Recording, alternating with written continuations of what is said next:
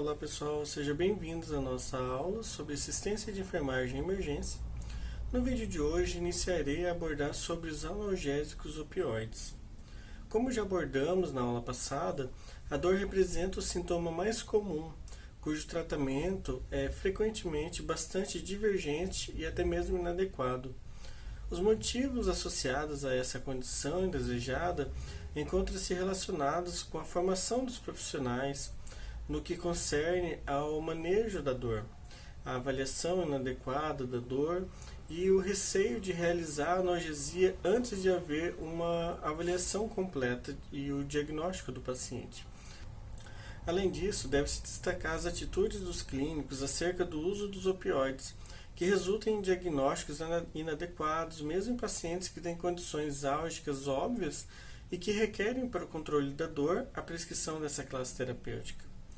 Nas dores agudas, decorrente de condições clínicas e até mesmo cirúrgicas, os analgésicos opioides minimizam ou eliminam o desconforto, previnem os efeitos deletérios sobre o organismo, facilitam o processo de recuperação, melhoram a satisfação do paciente, produzem melhores desfechos clínicos e tornam o tratamento economicamente compensador. Assim, os analgésicos opioides são agentes essenciais para o controle efetivo da dor, especialmente quando indicados e utilizados corretamente. Todavia, esses medicamentos também são potencialmente capazes de produzir efeitos adversos, quando administrados de modo impróprio, Então, nesse sentido, os profissionais de enfermagem necessitam, além da habilidade técnica, de conhecimento de fisiologia e mesmo de farmacologia para exercer uma prática segura. A equipe de enfermagem, particularmente as enfermeiras e os enfermeiros, precisam então entender o objetivo da terapia de cada paciente que se encontra e seus cuidados, avaliar a necessidade da administração de fármacos, monitorar os efeitos terapêuticos e até os adversos, prevenir ou evitar as interações medicamentosas e conhecer as condições fisiopatológicas que afetam o uso dos fármacos. Agora vamos falar um pouco sobre o mecanismo de ação desses fármacos. O conhecimento sobre o mecanismo de ação dos analgésicos opioides iniciou lá na década de 1970, quando se identificou tanto em áreas seletivas do sistema nervoso central quanto no trato gastrointestinal receptores estéreo específicos para a morfina e para os peptídeos endógenos, que são as enfalinas, endorfinas, dimorfinas, nociceptina, que são ligantes naturais desses receptores. Descobriu-se então que a existência de receptores distintos, que são os Mi, o Kappa e o Delta, com os quais os opioides endógenos interagem. Esses então receptores opioides permanecem uma superfamília de receptores acoplados à proteína G e têm em comum muita da sequência dos aminoácidos, que constituem sua estrutura bioquímica. Então, estudos farmacológicos sugerem a existência de subtipos de cada tipo de receptor opioide identificado, embora todos parecem derivar da produção de um único gene que se expressa de formas diferentes.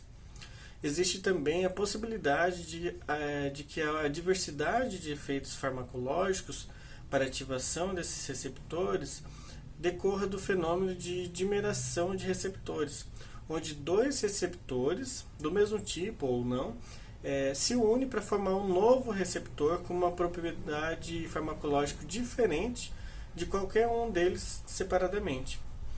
Os efeitos farmacológicos dos analgésicos opioides, então, decorrem de sua interação com os receptores opioides ou através de neuromodulação, estimulando ou inibindo a liberação de um outro neurotransmissor, como a acetilcolina, a dopamina e também o GABA. Eu vou colocar um quadro mostrando os efeitos farmacológicos decorrentes da ativação dos receptores opioides, tá? Eu vou colocar aqui e vou falando.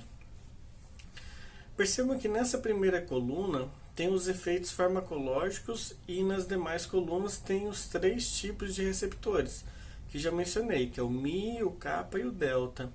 Então percebam que diferentes efeitos vão ser ativados por diferentes receptores também. Por exemplo, se eu quero uma analgesia, utilizando analgésicos ou opioides, então vou ter a utilização dos três receptores, obviamente, né? Todavia, a depender da medicação, esse mesmo receptor que faz a analgesia irá realizar diferentes efeitos também. Vejam que a constipação, por exemplo, ele é causado quando tem a utilização do receptor Mi ou do kappa, ou então a depressão respiratória é causada pelo receptor Mi. A retenção urinária é causada pelo receptor kappa. Então perceba que tem diferenças e elas devem ser levadas em consideração quando é prescrito determinado fármaco. O que eu quero mostrar para vocês é a importância de saber a história clínica, patogenias de base e até mesmo a patologia atual do paciente, e não apenas descrever qualquer analgésico. Logo vocês estarão recebendo prescrições de analgésicos e é importante que vocês, como enfermeiros, saibam então o que aquele fármaco irá ativar e quais os demais efeitos que ele irá causar. E a gente, a dor ela assusta, faz o profissional prescrever, principalmente na urgência, para acabar logo com o sofrimento. Então, na pressa, acaba não pensando nas possíveis consequências que ela pode trazer, tá? Então, pensem nisso.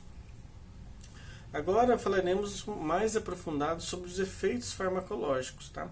Os principais efeitos dos analgésicos opioides ocorrem no sistema nervoso central e em outros sistemas orgânicos, como o cardiovascular, o musculoesquelético, gastrointestinal, geniturinário e mesmo o sistema imunológico. A ocorrência desses efeitos, especialmente no sistema nervoso central, depende da região afetada do cérebro e da medula espinhal, bem como da função fisiológica dessas áreas. Então, por isso que alguns dos efeitos, como por exemplo a sedação e analgesia, fazem dos analgésicos opioides fármacos indispensáveis na área da emergência. Todavia, como já dito anteriormente, outros efeitos, como a depressão respiratória, impedem que essa classe seja amplamente utilizada como estratégia terapêutica, tendo em vista que há por parte dos profissionais, tanto o médico quanto da enfermagem, receio na sua administração. Agora eu vou mostrar uma outra tabela com os sistemas orgânicos das reações adversas dos opioides. Então vou colocar aqui na tela e eu vou acompanhando aqui pelo livro. Veja que na primeira coluna estão os sistemas orgânicos e na segunda estão as reações adversas. Tá? No sistema nervoso central, os medicamentos analgésicos opioides causam sonolência, letargia, euforia, alucinação, convulsão, dificuldade de concentração, depressão respiratória, náuseas, vômitos, alterações hormonais. Já no sistema cardiovascular vai causar a hipotensão, na musculoesquelético vai causar a rigidez muscular, gastrointestinal causa constipação intestinal, empachamento gástrico predispondo à ocorrência de náuseas e vômitos, espasmos do esfíncter de Oddi. Na geniturinário também vai causar retenção urinária e no sistema tegumentar ele pode causar também prurido, tá? Então, agora eu vou explicar sobre os efeitos farmacológicos no sistema nervoso, tá? Então, tanto central... Nesse vídeo, na verdade, eu vou explicar só o sistema nervoso central para não ficar muito longo, tá? A analgesia é produzida pela ação dos analgésicos opioides no trato espinotalâmico, tálamo e sistema límbico. Os opioides, então, ativam o controle endógeno da transmissão e a percepção sensorial da dor no trato espinotalâmico. No que se refere à ação límbica dos opioides, pode-se mencionar a mudança de percepção emocional da sensação dolorosa. Durante essa ativação, então, de mudança perceptiva, o paciente relata que a dor continua presente, só que pelo menos ela é menos intensa e já acaba não incomodando mais. A euforia é produzida indiretamente pela ativação do feixe prosencéfalo medial mediante a liberação de dopamina. Esse circuito neuronal é responsável pela liberação do bem-estar, euforia, que acompanha qualquer atividade considerado aprazível. Lembre-se das aulas de saúde mental. No transtorno bipolar, vocês lembram que tinha períodos de mania? Que nessa fase o indivíduo ficava super eufórico, até acabava perdendo a noção das coisas, como medo, e acabava ficando super tagarela e tal. Então, ou no caso contrário disso, nos casos de depressão, que tinha diminuição dessa dopamina, da serotonina, da noradrenalina, aí o paciente ficava sem vontade de fazer nada, nada dava prazer para ele. Enfim, só para vocês lembrarem que já tratamos já sobre esses neurotransmissores já anteriormente. Então, continuando, as alterações em reflexos são fenômenos que ocorrem no bulbo e na ponte, compreendendo então a supressão da tosse pela depressão do centro bulbar e da tosse, e indução de náusea e vômito pela ativação da zona de gatilho através da liberação de dopamina e depressão no reflexo respiratório. A depressão respiratória é resultado da redução da sensibilidade do centro respiratório devido à diminuição do pH sanguíneo anterior ao início da inspiração. A redução da alcalinidade do sangue é o estímulo crucial para o início de um ciclo respiratório completo, ou seja, a inspiração seguida mesmo da expiração. Sei que essa parte é bem complexa, mas não é, pessoal. Eu preciso que vocês aprendam bem essa parte, então fiquem bom porque vai ter vídeos depois que trataremos sobre exames laboratoriais. E um dos principais exames que vocês precisam, principalmente quem vai trabalhar em UTI, é a gasometria, que serve justamente para analisar o pH sanguíneo. Então fiquem firmes aí, tá? Bom, continuando, o mecanismo então, pelo qual o sangue se torna mais ácido antes do início do ciclo respiratório se deve ao aumento da pressão parcial